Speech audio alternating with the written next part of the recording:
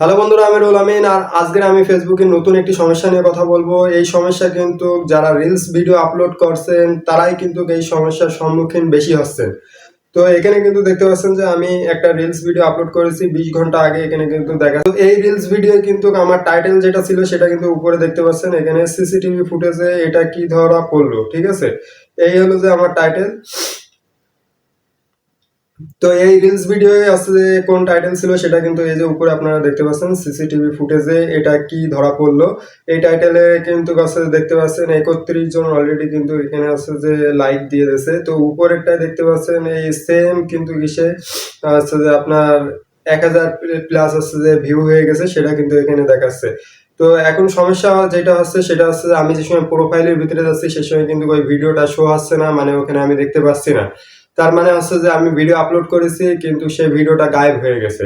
যেরকম আমি ড্যাশবোর্ডে যেয়ে যদি হচ্ছে যে দেখি, ড্যাশবোর্ডে যাওয়ার পরে আমরা একটু যদি নিচের দিকে যাই, এখানে কিন্তু রিসেন্ট পোস্টে কিন্তু ওই ভিডিওটা নাই।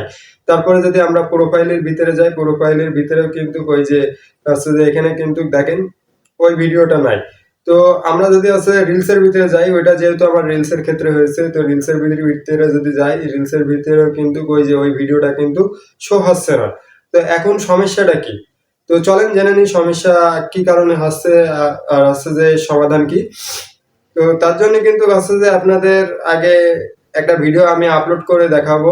তো পুরো আপলোড করব না, এই আপলোড করার ভিতরে কিন্তু সমস্যাটা আছে যে রয়েছে। তো আমি একটা রিলসে গেলাম, যে কোনো একটা হচ্ছে যে ভিডিও এখান থেকে সিলেক্ট করে নিলাম। সিলেক্ট করার পরে আমি যে ক্লিক করে দিলাম, দেওয়ার পরে সি মোডে আমরা ক্লিক করবো। সি মোড সেটিং লেখা রয়েছে, এখানে ক্লিক করে দেওয়ার পরে এখানে দেখতে পাচ্ছেন অনেক কটা অপশন আছে। আমি টাইটেল দিয়ে দিলাম, তারপরে যেভাবে আপনারা আপলোড করেন সেভাবে আপলোড করবেন, এখান থেকে কোনো সমস্যা নেই। কিন্তু এখানে দেখতে পাচ্ছেন যে কভার টেস্ট, এই কভার টেস্টের মূলত আছে যে ঝামেলাটা হচ্ছে। তো কভার টেস্টে যে সময় আমরা দুইটা কভার এরকম সিলেক্ট করছি, করার পরে তো সেভ দেওয়ার পরে আমরা যে সময় আপলোড করছি সে সময় অনেক ক্ষেত্রে দেখা যাচ্ছে যে আধা ঘন্টা 45 মিনিট পরে সেটা আছে যে প্রোফাইলে শো আসছে। আবার অনেকের ক্ষেত্রে দেখা যাচ্ছে যে প্রোফাইলে আর শো আসছে না, একদিন 2 দিন, কিংবা ওই ভিডিও আর আসছে কখনোই দেখাচ্ছে না।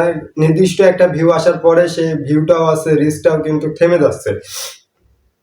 তো আপনারা এখন থেকে চেষ্টা করবেন যে হচ্ছে যে ওখান থেকে ওই সিস্টেমে আর হচ্ছে যে ভিডিও আপলোড করবেন না। আর যে বিষয়টা সেটা হচ্ছে যে ভিডিওটা আপলোড করছিলেন সেই ভিডিওটাকে হচ্ছে যে ব্যাকে চলে গেলাম, আমি ব্যাকে চলে গেলাম আপনাদের দেখাই।